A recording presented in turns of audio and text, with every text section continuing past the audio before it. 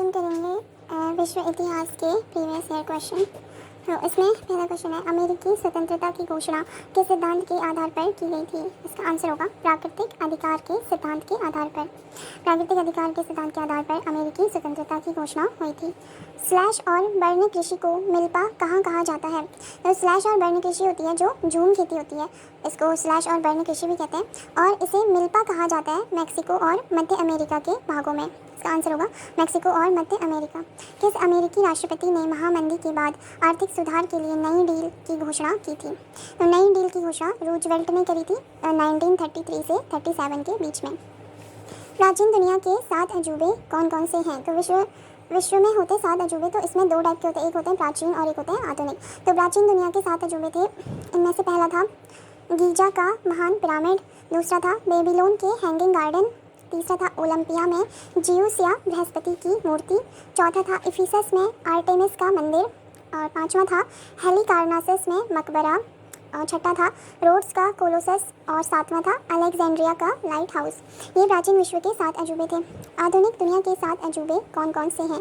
तो ऐसी आधुनिक विश्व में भी 7 अजूबे हैं, जो है पहला जिनमें है चीन की महान दीवार, दूसरा है जॉर्डन में पेट्रा, तीसरा है ब्राज़ील में क्राइस्ट दी रिडीमर, चौथा है पेरू में माचू पिचू, और पांचवा है मैक्सिको में चिचेन इट्ज़ा, छठा है इटली में रोमन कोलोसियम, और सातवां है भारत में ताजमहल। अमेरिकी संसद का नाम क्या है? तो अमेरिकी संसद का नाम है कांग्रेस। सबसे पहले आधुनिक लोकतंत्र की स्थापना करने वाला देश कौन सा है? तो ये सभी को पता, ये है अमेरिका या USA, United state of America, जिसने 1788 में लोकतंत्र की स्थापना करी थी। यूएसए की स्वतंत्रता का घोषणा पत्र किसने लिखा था? तो इसका आंसर होगा यूएसए की स्वतंत्रता का घोषणा पत्र थॉमस जेफरसन ने लिखा था, और इसने 4 जुलाई 1776 को जब इसकी स्वतंत्रता हुई थी उस दिन लिखा था। अमेरिकी क्रांति का प्रमुख कारण क्या था? इसका प्रमुख कारण था बिना प्रतिनिधित्व के ब्रिटिश सरकार को कर देना। ये इस क्रांति का प्रमुख कारण था, क्योंकि अमेरिका के जो लोग थे उनको ब्रिटिश कोई वहाँ पे उनको प्रतिनिधित्व नहीं देते थे सरकार में, लेकिन उनसे कर लेते थे। अगला है द्वितीय विश्व युद्ध के दौरान अमेरिका ने जापान पर कब परमाणु बम गिराए? तो ये इंपॉर्टेंट क्वेश्चन है। ये गिराए थे अगस्त 1945 में। इसने 2 बम गिराए थे, और वो हिरोशिमा और नागासाकी पे गिराए थे, जिसमें से हिरोशिमा पर 6 अगस्त 1945 को लिटिल बॉय नाम का परमाणु बम गिराया गया था, और नागासाकी पर 9 अगस्त 1945 को फैट मैन नाम का परमाणु बम गिराया गया था। और इसमें से हिरोशिमा जो है इसे वाइल्ड आइलैंड भी कहते हैं। दक्षिण अफ्रीका में नस्लीय भेदभाव नीति को क्या कहा गया? तो इसको दक्षिण अफ्रीका में रंग भेद कहा गया। इसका आंसर होगा रंग भेद। अफ्रीका का गांधी किसे कहते हैं? इसका आंसर होगा नेल्सन मंडेला। 1488 में केप ऑफ गुड होप की खोज किसने करी? तो ये करी थी बार्थोलोमोव डायस ने, जो एक पुर्तगाली व्यक्ति था, बार्थोलोमोव डायस। अगला क्वेश्चन है, किस दशक को युग का विकिरण कहा जाता है? ये कहा जाता है 1950 के दशक को कहा जाता है, क्योंकि इस समय युग का विकिरण इसलिए कहा जाता है क्योंकि इस समय में अफ्रीका में बड़े पैमाने पर जो औपनिवेशीकरण था ब्रिटिश का, उसको ख़त्म करने की प्रक्रिया शुरू हुई थी। और पहला अफ्रीकी देश जो स्वतंत्र हुआ था वो था लीबिया, जो 1951 में स्वतंत्र हुआ था ब्रिटिश के कब्जे से। अगला क्वेश्चन है, रंगभेद के बाद दक्षिण अफ्रीका के प्रथम राष्ट्रपति कौन बने? इसका आंसर होगा नेल्सन मंडेला। कौन सा अफ्रीकी राष्ट्र 20वीं सदी में सबसे पहले स्वतंत्र हुआ था? इसका आंसर होगा घाना, जो 6 मार्च 1957 को स्वतंत्र हुआ था। अफ्रीकी संघ की स्थापना कब हुई? ये हुई थी 9 जुलाई 2002 को। रवांडा में हुए नरसंहार में कौन कौन से दो प्रमुख जातीय समूह शामिल थे? इसमें थे हुतू और तुत्सी जातीय समूह। ऑस्ट्रेलिया में यूरोपीय उपनिवेश की स्थापना कब हुई? तो ऑस्ट्रेलिया में 1788 में यूरोपीय उपनिवेश की स्थापना हुई। यहाँ पर ब्रिटिश ने सिडनी कोव में और न्यू साउथ वेल्स में अपनी कॉलोनी बनाई थी। न्यू साउथ वेल्स और सिडनी कोव में ब्रिटिश ने उपनिवेश की शुरुआत करी थी। डी डे क्या होता है? डी डे क्या होता है? तो डी डे क्या है? जब मित्र देशों की सेना नॉर्मंडी में उतरी थी द्वितीय विश्व युद्ध के समय पे, तो इस दिन को 6 जून 1944 को उतरी थी मित्र देशों की सेना। इसी दिन को डी डे बोला जाता है। 6 जून 1944 को डी डे बोला जाता है, जो द्वितीय विश्व युद्ध से संबंधित है। द्वितीय विश्व युद्ध के युद्ध अपराधियों को परीक्षण के लिए कहाँ रखा गया था? तो इनको रखा गया था नूरनबर्ग, जर्मनी में। जर्मनी में एक जगह है नूरनबर्ग, जहाँ पे इन्हें रखा गया था परीक्षण के लिए, और यही इसी जगह पर नूरनबर्ग में ही यहूदियों की नागरिकता छीनने वाले कानून पारित हुए थे। अगला क्वेश्चन है, द्वितीय विश्व युद्ध में धुरी शक्तियाँ कौन थी? तो द्वितीय विश्व युद्ध ये चला था 1939 से 1945 तक चला था, और इसमें जो है जर्मनी, इटली और जापान ये धुरी शक्तियाँ थी। और जर्मनी का जो तानाशाह था वो हिटलर था, इटली का था मुसोलिनी, और जापान का राजा था हिरोहितो। ये तीनों इसके लीडर थे इन कंट्रियों के। और इसमें था द्वितीय विश्व युद्ध में एक तरफ थे धुरी शक्तियाँ या धुरी देश जो जर्मनी, इटली और जापान थे, और दूसरी तरफ थे मित्र राष्ट्र। तो मित्र राष्ट्र में थे ब्रिटेन, सोवियत संघ, यूएसए और चीन। इसके अलावा भी कुछ मित्र राष्ट्र थे जो इतने मुख्य नहीं थे, लेकिन इसमें मित्र राष्ट्र में शामिल थे, जो थे Poland, Australia, Canada, New Zealand, Bharat, Belgium, यूनान, नॉर्वे और ब्राज़ील। इसके बाद अगला क्वेश्चन है, प्रथम विश्व युद्ध फैलने का तात्कालिक कारण क्या था? तो कह रहा है प्रथम विश्व युद्ध फैलने का तात्कालिक कारण ये था कि ऑस्ट्रिया हंगरी साम्राज्य था, उसने सर्बिया के ऊपर युद्ध का ऐलान कर दिया था, क्योंकि उनके आर्कड्यूक फ्रांसिस फर्डिनेंड की हत्या हो गई थी इस वजह से। तो ऑस्ट्रिया हंगरी साम्राज्य ने सर्बिया के ऊपर युद्ध के ऐलान करने के कारण प्रथम विश्व युद्ध फैला था। ऐसे अगला क्वेश्चन है, द्वितीय विश्व युद्ध फैलने का तात्कालिक कारण क्या था? तो इसका तात्कालिक कारण था 1 सितंबर 1939 को जर्मनी का पोलैंड पर आक्रमण। 1 सितंबर 1939 को जर्मनी ने पोलैंड पर आक्रमण कर दिया था, जिस कारण द्वितीय विश्व युद्ध फैला था। प्राकृतिक अधिकारों का सिद्धांत किसने दिया? तो ये दिया था जॉन लॉक ने। किसने कहा था मनुष्य स्वतंत्र पैदा होता है लेकिन वह हर जगह जंजीरों में है? ये कहा था जीन जैक रूसो ने। दुनिया का पहला कृत्रिम उपग्रह स्पुतनिक कब और किसने लॉन्च किया? तो स्पुतनिक को लॉन्च किया था सोवियत संघ ने 4 अक्टूबर 1957 में, और ये दुनिया का पहला कृत्रिम उपग्रह है। प्राचीनतम महानतम अन्वेषक किसे कहा जाता है? तो इसका आंसर होगा चार्ल्स डार्विन। अगला क्वेश्चन है, विश्व का सबसे छोटा गणराज्य जिसका क्षेत्रफल केवल 21 वर्ग किलोमीटर है कौन सा है? तो ये है विश्व का सबसे छोटा गणराज्य का नाम है नाउरू जो माइक्रोनेशिया में स्थित है, और ये दक्षिणी प्रशांत महासागर में आता है। अगला क्वेश्चन देखेंगे, इसमें न्याय के आर्थिक आयामों पर किसने बल दिया था? इसका आंसर होगा समाजवादियों ने। सांता क्लॉज का मूल नाम क्या था?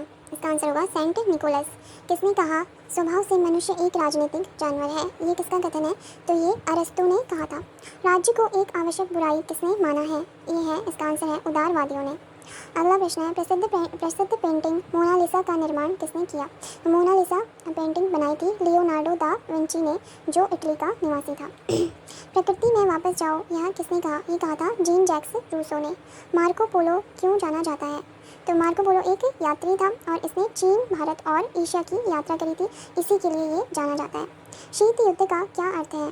तो विश्व के जो पूर्वी देश और पश्चिमी देश हैं उनके बीच में जो तनाव होता है उसे ही शीत युद्ध कहते हैं, और यह 1947 से 1991 तक चला था, जो मेनली जो यूएसए और सोवियत यूनियन के बीच में था, जिसमें फिर 1991 में सोवियत यूनियन भंग हो गया था, और इससे 15 नए स्वतंत्र देश बने थे, और इसी में एक वारसा संधि या वॉर्सो संधि हुई थी 1955 में। लोकतंत्र शब्द किस भाषा से लिया गया है? तो लोकतंत्र शब्द यूनानी या ग्रीक भाषा से लिया गया है। स्वतंत्रता में सामान्य इच्छा का पालन होता है, यह किसने कहा? ये कहा था जीन जैक्स रूसो ने। किसने कहा था जहाँ कोई कानून नहीं है वहाँ कोई स्वतंत्रता नहीं है? ये कहा था जॉन लॉक ने। किसने कहा था कि मनुष्य एक सामाजिक प्राणी है? ये कहा था अरस्तु ने। वैदिक आर्यों की तरह पवित्र यज्ञ अग्नि प्रथा का पालन कौन करते थे? इसका आंसर होगा रोमन, यूनानी और ईरानी लोग। किसने कहा राज्य अस्तित्व में है क्योंकि अपराध समाज में मौजूद है, अन्यथा राज्य की कोई आवश्यकता नहीं होती? ये कहा था हर्बर्ट स्पेंसर ने। इन्होंने एक बुक लिखी थी सोशल स्टैटिक्स, जिसमें उन्होंने ये कथन दिया था, हर्बर्ट स्पेंसर ने, सोशल स्टैटिक्स बुक में। कैबिनेट को राज्य के जहाज का स्टीयरिंग व्हील किसने कहा है? ये कहा था ब्रिटिश प्रोफेसर रैमजे मोयर ने। द लास्ट सपर किसकी पेंटिंग थी? इसका आंसर होगा लियोनार्डो दा विंची। इसने 2 पेंटिंग बनाई थी, मोनालिसा और द लास्ट सपर। साम्यवाद के अनुसार समाज का प्रमुख शत्रु क्या है? तो साम्यवाद के अनुसार समाज का प्रमुख शत्रु है निजी संपत्ति। इसका आंसर होगा निजी संपत्ति। लोकतंत्र एक सरकार है जिसमें सभी की हिस्सेदारी है, यह किसका मत था? ये था सीले का मत था, जिसने लोकतंत्र के शुद्ध रूप की ओर इशारा किया था। इसका आंसर होगा सीले। अर्थशास्त्र में रचनात्मक विनाश की अवधारणा किसने दी थी? तो अर्थशास्त्र में रचनात्मक विनाश की अवधारणा दी थी ऑस्ट्रियाई अमेरिकी अर्थशास्त्री जोसेफ स्कम्पटर ने। अगला क्वेश्चन देखेंगे, इसमें राष्ट्र संघ की स्थापना कब हुई? तो राष्ट्र संघ इसको लीग ऑफ नेशंस भी बोला जाता है। इसकी स्थापना हुई थी 10 जनवरी 1920 को, और इसकी स्थापना प्रथम विश्व युद्ध के समाप्त होने के बाद हुई थी। तो प्रथम विश्व युद्ध को समाप्त करने वाली जो पेरिस शांति सम्मेलन हुआ था, उसी में राष्ट्र संघ की स्थापना हुई थी। पेरिस शांति सम्मेलन में 10 जनवरी 1920 को। प्रोटेस्टेंट सुधार आंदोलन क्या था? तो ये था पोप के प्रभुत्व के खिलाफ विद्रोह। लोकतांत्रिक समाजवाद की क्या विधि है? ये है समझाना और प्रचार करना। अराजकतावाद आंदोलन का सह संस्थापक सदस्य कौन था? तो ये था मिखाइल बैक्यूनिन। समाजवाद मूलतः किसका आंदोलन था? जो समाजवाद आंदोलन चला था ये था कामगार लोगों का आंदोलन। अगला क्वेश्चन है, बर्मा या म्यांमार को प्राचीन भारत में क्या कहा जाता था? तो बर्मा को प्राचीन भारत में स्वर्ण भूमि कहा जाता था। इसका आंसर होगा स्वर्ण भूमि। अगला क्वेश्चन है, मार्को पोलो किस लिए विख्यात है? तो ये भी हमने किया था। ये चीन, भारत और एशिया की यात्रा के लिए विख्यात है। कार्ल मार्क्स की पुस्तक दास कैपिटल कब प्रकाशित हुई थी?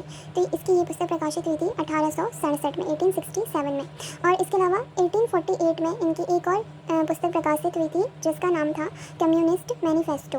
ये भी कार्ल मार्क्स ने लिखी थी। इन्होंने 2 पुस्तकें लिखी, दास कैपिटल और कम्युनिस्ट मैनिफेस्टो।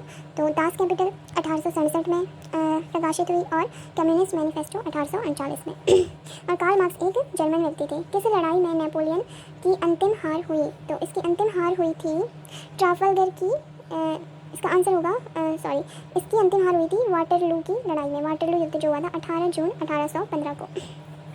अगला क्वेश्चन है, किस राष्ट्रवादी नेता ने जर्मनी और ब्रिटेन के युद्ध को ऐसे दैवीय अवसर के रूप में देखा जो भारतीयों को लाभान्वित कर सकते थे? तो इसका आंसर होगा सुभाष चंद्र बोस। अगला क्वेश्चन है, पुनर्जागरण काल में स्थापत्य कला की नई शैली का सर्वप्रथम विकास कहाँ हुआ था? इसका आंसर होगा इटली में। अमेरिकी स्वतंत्रता संग्राम कब लड़ा गया? तो इसका आंसर होगा 1775-76 से लेके 1783 तक लड़ा गया, जिसमें 4 जुलाई 1776 को जो अमेरिका के 13 उपनिवेश थे उन्होंने ब्रिटेन से स्वतंत्रता की घोषणा कर दी थी। और जो इनका स्वतंत्रता का युद्ध था वो 1783 में पेरिस की संधि से समाप्त हो गया था, जिसमें ग्रेट ब्रिटेन ने अमेरिका को मान्यता दे दी थी एक अलग स्वतंत्र देश की। अगला क्वेश्चन है इसमें, पंचशील पर कब हस्ताक्षर हुए थे?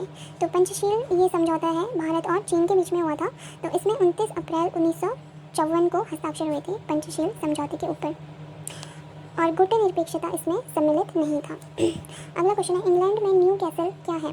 तो ये है संसदीय व्यवस्था के विकास से संबंधित है न्यू कैसल। रूसी क्रांति के जनक कौन थे? तो रूसी क्रांति के जनक थे व्लादिमीर इलिच लेनिन। तो व्लादिमीर लेनिन जो है रूसी क्रांति के जनक थे और इन्होंने 1917 में रूसी क्रांति शुरू की थी और ये 1917 से 1924 तक सोवियत संघ के राष्ट्राध्यक्ष रहे थे लेनिन। अगला क्वेश्चन है, ईस्ट तिमोर नामक इंडोनेशियाई द्वीप समूह किसकी पूर्व कॉलोनी है? ये पुर्तगाली की कॉलोनी रही थी ईस्ट तिमोर। इटली के पुनर्जागरण का कवि कौन था? ये इंपॉर्टेंट क्वेश्चन है। इटली के पुनर्जागरण का कवि था कवि दांते, जिसने डिवाइन कॉमेडी नाम का एक लेख लिखा था। प्लेटो कहाँ का निवासी था? तो प्लेटो ग्रीस या यूनान का निवासी था। अगला है इसमें क्वेश्चन, फ्रांस की क्रांति के बाद कौन एक प्रसिद्ध नेता के रूप में उभरा? इसका आंसर होगा नेपोलियन बोनापार्ट। इसको क्रांति का पुत्र भी कहा जाता है। द्वितीय विश्व युद्ध के समय ब्रिटेन का प्रधानमंत्री कौन था? ये था विंस्टन चर्चिल। मिस्र के प्रतीकयुक्त लेखों की प्राचीन शैली को क्या कहते हैं? तो इसको कहते हैं हाइरोग्लिफ इसका आंसर होगा। बर्लिन की दीवार को कब गिराया गया? बर्लिन की दीवार को 9 नवंबर 1989 में गिराया गया। ये बर्लिन की दीवार ऐसी थी जो जर्मनी को 2 भागों में बांटती थी। वियतनाम युद्ध का अन्य नाम क्या है? वियतनाम युद्ध का अन्य नाम था सेकेंड इंडो चाइना युद्ध, जो कि उत्तरी और दक्षिणी वियतनाम सरकार के बीच में हुआ था। इसको सेकेंड इंडो चाइना युद्ध भी कहते हैं। 1971 में बांग्लादेश का प्रथम प्रधानमंत्री कौन बना था? इसका आंसर होगा ताजुद्दीन अहमद। भूटान का प्रथम वंशानुगत शासक के रूप में किसे निर्वाचित किया गया? तो ये किया था 1907 में गोंगसा उगेन वांगचुक को भूटान का पहला वंशानुगत राजा बनाया गया था। गुलनाबाद की लड़ाई महमूद होताफी या महमूद गिलजी जो एक अफगान था इसके नेतृत्व में कब लड़ी गई? तो ये लड़ी गई थी 1722 में गुलनाबाद की लड़ाई, जिस युद्ध में महमूद होताफी ने पर्शिया को पराजित किया था। पर्शिया पहले जो आज के समय में ईरान है उसको पहले पर्शिया कहते थे। होताफी या होताकी वंश किस देश में विकसित हुआ था? तो ये होताफी वंश था अफगानिस्तान में, जो 1709 में मीर वाइस होताकी ने इस वंश की स्थापना की थी। टेराकोटा आर्मी मूर्तियाँ किस देश के पहले शासक की सेनाओं को दर्शाती हैं? तो इसके बारे में सभी को बताओ, ये है चीन से संबंधित है। टेराकोटा आर्मी मूर्तियाँ चीन से संबंधित हैं और ये चीन के राजा क्वीन शियांग के शासनकाल में बनाई गई थी। अगला है पोताला महल क्या है? तो पोताला महल ये एक राजमहल है जो ल्हासा में स्थित है। ल्हासा तिब्बत की राजधानी है और यहाँ पर दलाई लामा जो है अपनी सर्दियों में यहाँ पर आवास करने आते थे पोताला महल में। और इसके बाद 1994 में इसे पोताला महल को एक यूनेस्को धरोहर में शामिल कर लिया गया। कार्ल मार्क्स के अनुसार धर्म क्या है? इसका आंसर होगा कार्ल मार्क्स के अनुसार धर्म वह है जो गरीबी और उत्पीड़न को सही ठहराता है।